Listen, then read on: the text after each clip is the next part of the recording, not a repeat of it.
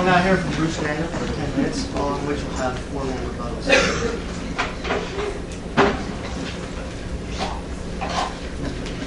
All right, well, hey, thanks everyone for coming. I'm glad you could all come out. This is definitely interesting. In my response to Mr. Friedrich, I certainly don't mean to put down or denigrate the many years of thought that he's put into this and the way that he expresses his Christianity. My purpose here is to provide counterpoint to the points that he's made and to try to enrich the discussion. Let's see, is anyone here barefoot? Anyone here barefoot? Okay, you're barefoot. Okay, so except for this wonderful woman over here, most of us are wearing one pair of shoes, right? Or sandals or some other shoe, I think. How many of you own more than one pair of shoes? Okay. More than 5? More than 10? Okay.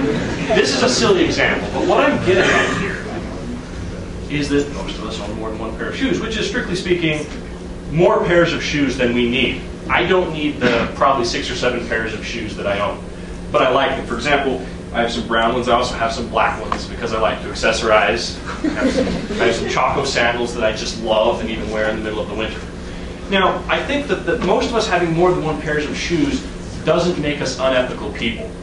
Now, with as much respect as I have for the arguments that Mr. Friedrich has made, I find a core inconsistency here. This inconsistency is the assumption that ethical people don't waste. Ethical people don't consume more than they need. I don't buy this argument. I don't think most of us do. And I think this is one of the core problems here. Is Mr. Friedrich, rightfully so, talks about the Christian ethic and how it is very important to us as Christian people to have compassion for others. We don't want to be in a position where we're taking food from the mouth of a starving person, of course. That's not what Christ did, and as hopefully people attempting to be followers of Christ, that's not what we want to do either. But I don't buy this argument that ethical people don't waste. There are any number of things that we do every day that are less efficient than it possibly could be. You know, for example, tomorrow I'm going to be going up to Salt Lake City to get my iPad.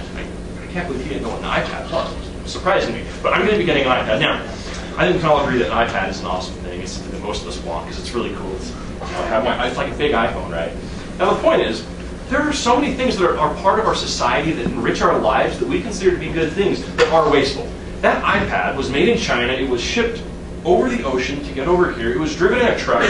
Now, I'm not trying to go on a diatribe here against capitalism. My point is that we as ethical people experience and are okay with a certain amount of waste every day.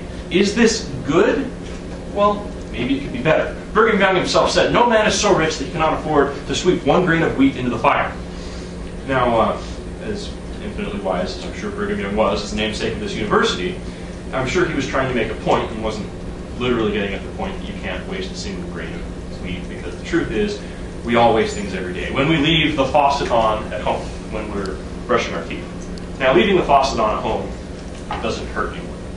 But maybe when we use more aerosol hairspray than we need to, it goes to the ozone layer and kills penguins and makes life harder for people who live in the north. Or any one of another environmentalist type of things, which we know we should be doing. We know we should be cutting little things on the soda pop holders, and we know that we should be recycling, but a lot of times we don't. It doesn't mean we're unethical. It means we're humans. That's just what we do. The second issue is, and this is a point that's made by a lot of people, is to say that if you waste food in our country, that somehow that's taking it out of the mouth of someone in another country. I don't buy this. Now, I'm not an expert on the distribution of world funds and international aid. My sister actually is much more of an expert than I am. She's doing some research on this. But one thing I do know is that distribution is the primary issue. There's plenty of food on this world.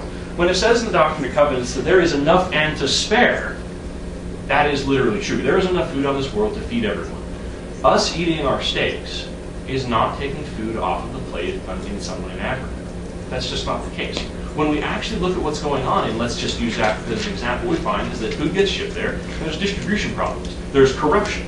There are warlords. There are all manner of problems with getting this food to people. The point I'm trying to belabor here is simply us eating steak and being less efficient, which admittedly we are. Us being less efficient isn't taking food off of